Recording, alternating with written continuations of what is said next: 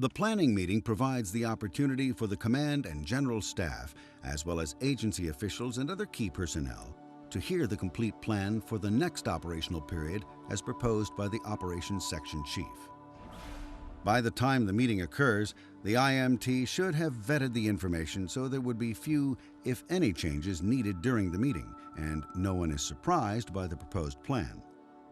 The goal of the planning meeting is really to get the final buy-off from the incident management team members and some of the stakeholders, and that's really what it's all about, is getting that final support, that final buy-off where people can walk away and say, this is implementable, it is supportable, and it's going to do the trick.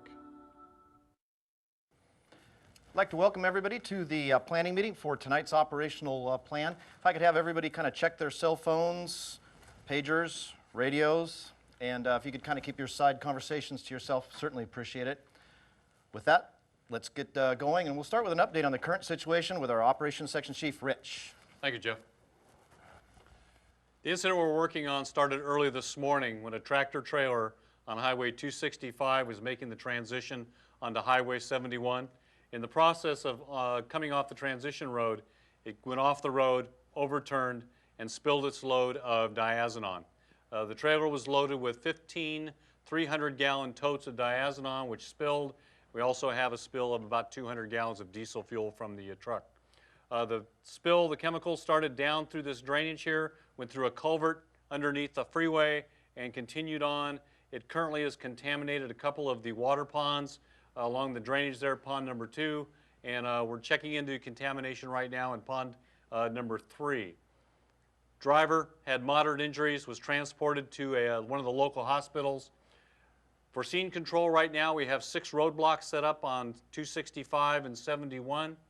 Our biggest concern right now is that the chemicals will continue downstream here in this drainage and have an impact on 2 domestic water systems downstream.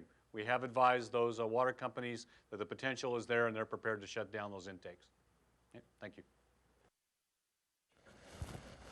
Okay, we do have the incident objectives posted right here. They are the ones that were developed during the Unified Command meeting, just confirming that they are still valid. Still valid. Yes. Yep, still good. All right, sounds great. Let's get started about what's going to happen tonight. I've got the weather. Looks like this is going to be the calm before the storm, essentially starting tonight. Coming from the southwest, we've got a fairly good storm coming in, so it'll be increasing clouds, possibility of 1 to 2 inches of rain. 68 degrees tonight. Winds are going to be out of the southwest, about 5 to 15. Looking towards the morning and throughout the day, eventually it'll be a high of 86. Winds again are going to be pretty much the same as far as the 5 to 15 from the southwest. So with that, to set up the operational plan, I'll have Rich come up and talk about what he's going to do tomorrow. Rich? Okay, thanks again, Jeff. All right, we're going to continue with the organization as it's presently set up. We have 2 geographic divisions. We have Division A, Division B, and then we have 3 functional groups that we're going to operate through this operational period. In Division A, we're going to improve the dikes around the spill area. The Operations Section Chief will go over tactics, work assignments, and resources for each branch, division, and group on the ICS 215 wall chart. Any questions about the night operational plan? Thank you. All right, thanks a lot, Rich.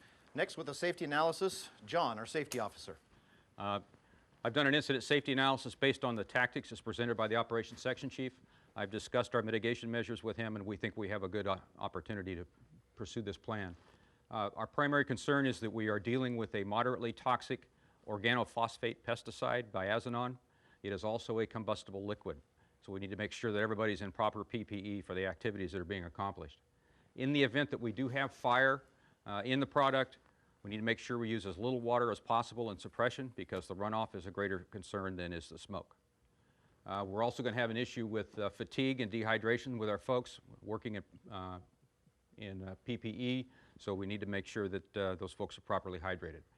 I've ordered 3 additional safety officers, assistant safety officers, 1 for Division Alpha, 1 for the decon group, and 1 for the treatment group. Any questions on the safety plan? Thank you. All right, thanks, John. Next, let's do some information sharing. Looks like logistics. Dale? Thanks, Jeff. I have a few things I need to cover. Food and drinks are on order along with tents for the responder rehab area. We'll get that set up as soon as possible when it comes in. So far, the Emergency Operations Center has been able to fill orders when placed. All fresh resources will be here for the operations briefing, and we're setting up a briefing area north side of the Incident Command Post in the A building conference room. Does anybody have any questions for logistics? Next, Jim, liaison. I've attempted to contact every agency that's on the scene. If you're aware of any new agencies that are here, please let me know so I can find out if they're going to have a representative on site. Thank you. Thanks, Jim. Next, information. Carol. The local MEC has decided to set up a joint information center, and they're almost set up and ready to go. There's a lot of media interest, so please be patient. We will be presenting the first press release to the IC for approval, and I will have a message written up to put in the IAP also. Thank you. All right, thanks, Carol. How about Bill, Finance? I don't have anything new, but we'll have a time unit leader and a cost unit leader here shortly so we can start tracking the expenditures. Well, I do see that we do have a agency rep from the Department of Transportation. So, Steve. Thank you. We have a number of traffic control safety devices en route and in staging. When we're advised that you want to open the interstate, we'll be able to partially deploy those for opening the road. Excellent. Thank you. Okay, we've heard the plan and shared our information. So can we as a team support the plan, looking at logistics? Support plan. Liaison? Information? Yes. Finance, Bill? Yes. Okay. And of course, we need to have safety buy off. Support the plan. Excellent.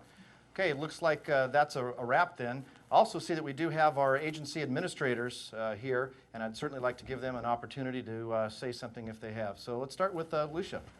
Thanks, Jeff. I just wanted to add that the County Emergency Operations Center Director has briefed the State Department of Emergency Management, so they're aware of our situation. Thank you, appreciate that. Joel? No comments. Thank you, Jeff. All right, thank you. Okay, looking for concurrence from our Unified Command, start with Ben. Yes, from the EPA's perspective, everything's looking pretty good. Our agency does have a representative en route to serve as a group supervisor, and they will be here in time for the ops briefing. Thanks, Ben. John? Yeah, I agree. I think we're right on track. As far as the state DEQ, very pleased with all the efforts for our actions so far. All right, thank you very much. Okay, Joe? From the Jefferson County standpoint, I certainly concur with the plan. It appears to be a good, solid plan that everybody supports, so I want to thank everybody for pulling this thing together in a short period of time. We're going to be in pretty good shape for this upcoming operational period. The only other thing I would add is that I'll continue to be the Incident Command, Unified Incident Command spokesperson for the rest of this upcoming operational period, and then we'll hand that over to one of the other ICs tomorrow. And that's all I've got. We can go ahead and get ready for the briefing. All right, thanks, Joe. Okay, need the IAP components in to me by 15:30 this afternoon to get ready for the 1800 operational briefing for tonight. And evidently logistics is building that north of our command post. So you'll be reporting out there to do the operational briefing. We also have a 2000 planning meeting that'll be back here to work on tomorrow's day operations. So with that, please go ahead and turn your cell phones and pagers back on and get those IAP parts in to help me out. Thank you.